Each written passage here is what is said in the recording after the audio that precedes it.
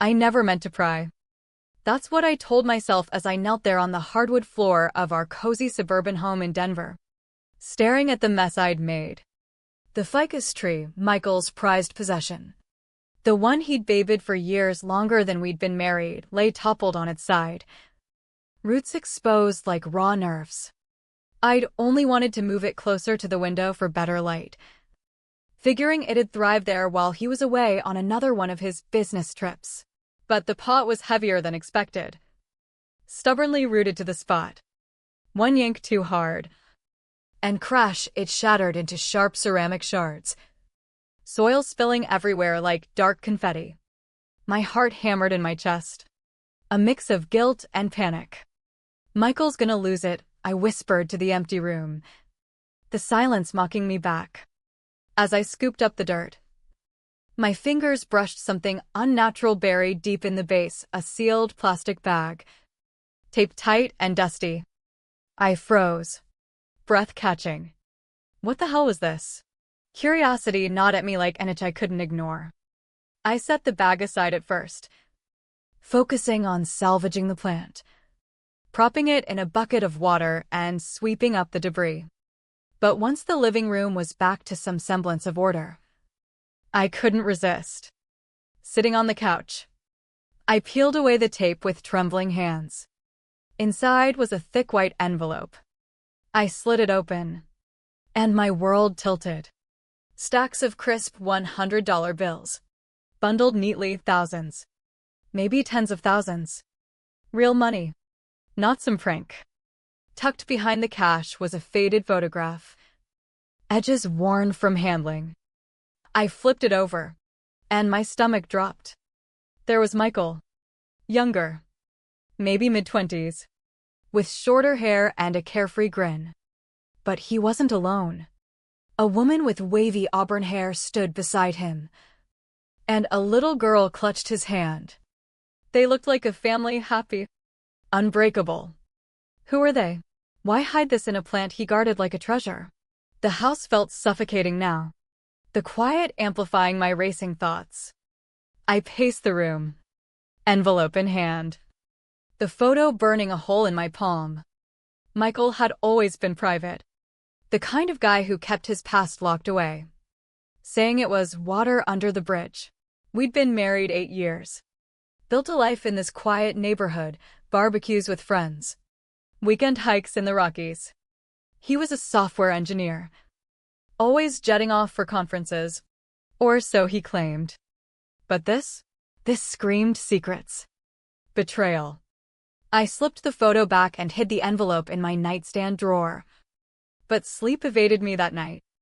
I lay in bed, staring at the ceiling fan's lazy spin, replaying every odd moment, his mood swings after trips, the way he'd snap if I touched his things, his vague stories about growing up in Chicago.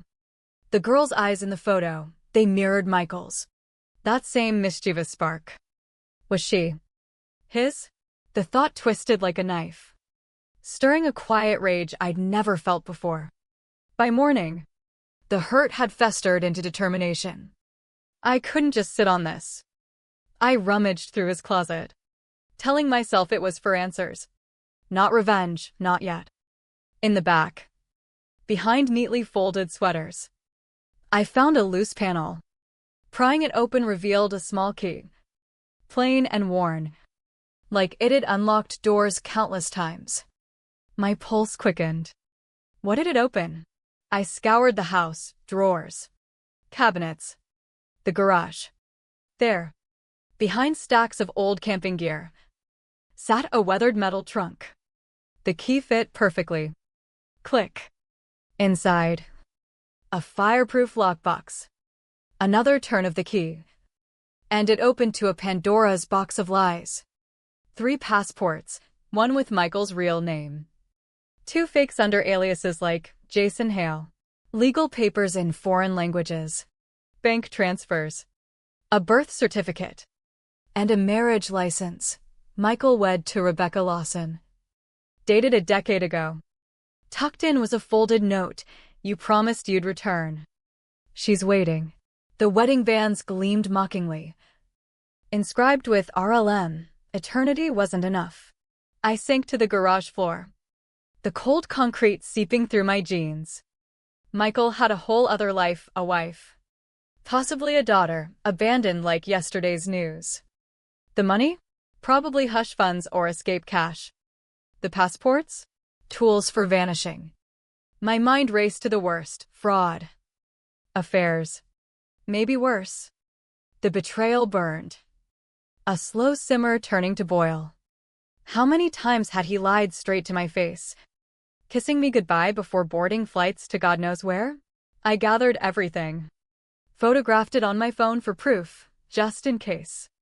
But proof for what? Confrontation? Divorce? Or something sharper? A payback that'd make him feel the sting of exposure? That afternoon, I invited his sister, Laura, over under the guise of coffee and catch-up. She breezed in with her usual energy, a bakery bag in hand, complaining about her dead-end job at the marketing firm. We settled on the porch swing, sipping lattes as she rambled about her latest fling gone wrong. I steered the conversation carefully. Michael's always been so attached to that ficus, I said lightly. Remember when he wouldn't let the movers near it? Laura laughed, but her eyes darted. Yeah, he's quirky like that. Sentimental value. I guess. I pressed gently, quirky or secretive. He never talks about his past. She shifted. Uncomfortable. Well, there was that rough patch in his 20s. Got tangled with someone. Bad breakup. Ancient history. Emily. But her hesitation spoke volumes. Tangled how? She sighed. He doesn't like me spilling. But yeah, it was serious. Married. Even. Ended messy. He hasn't seen her in years, or so he says. The knot in my gut tightened.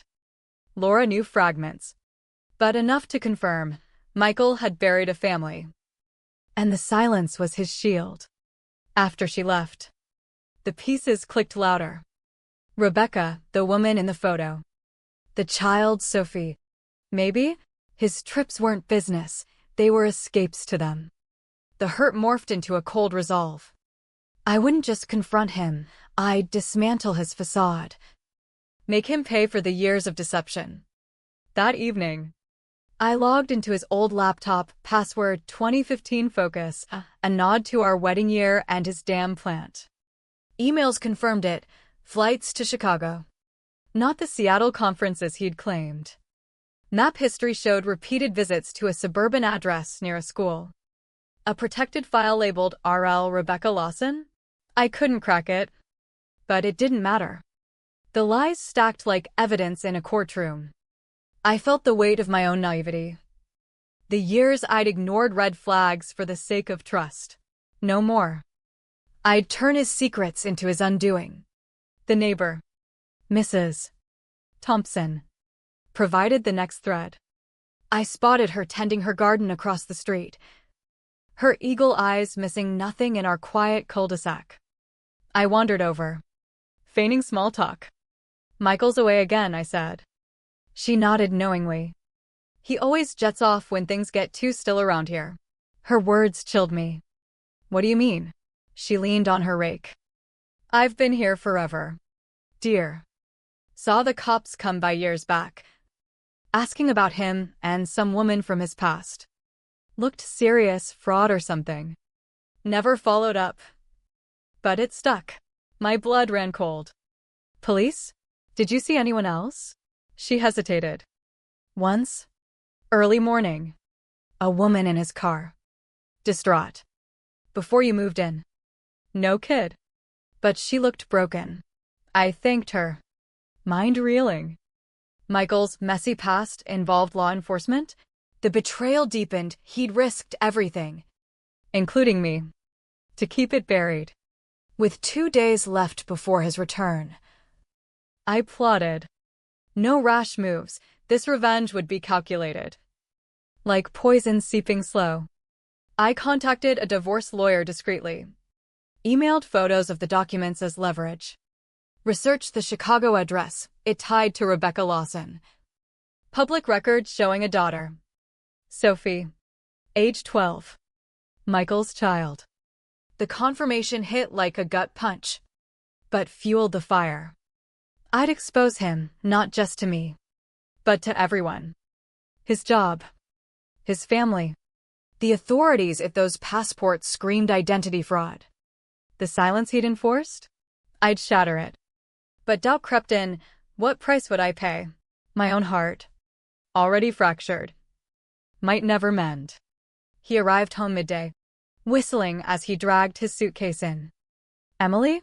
Honey, I'm back. His voice grated, false as ever. I waited in the dining room. The table a crime scene of his secrets, cash, photo, passports, certificate, note, all laid bare. He rounded the corner and halted, face paling. What? How? I met his gaze, voice ice cold. Sit down. Michael. Or should I say Jason? He collapsed into the chair, hands shaking. I can explain. Start with the truth, I demanded. He confessed haltingly, married Rebecca Young. Panicked at fatherhood. Faked identities to flee. Left them penniless. Reconnected last year via secret trips. I didn't want to lose you, he pleaded. But his tears rang hollow. The rage boiled over. You lost me the day you buried this under a plant. I didn't stop at words. As he begged, I revealed my plan. I'd forwarded evidence to his boss. Those fake passports could tank his security clearance. Contacted Rebecca with the photo, urging her to pursue back child support. Even tipped off the Chicago PD about potential fraud. His eyes widened in horror. Emily. Please no. But it was too late. The silence broke. And with it, his world. I kicked him out that night, watching him drive away, suitcase in tow. Revenge tasted bitter. The emotional toll heavy, sleepless nights, therapy bills, the echo of loneliness. But in exposing his betrayal, I reclaimed my voice. The ficus? I let it wither. A symbol of the life we'd never truly shared. Freedom came at a cost. But some prices are worth paying.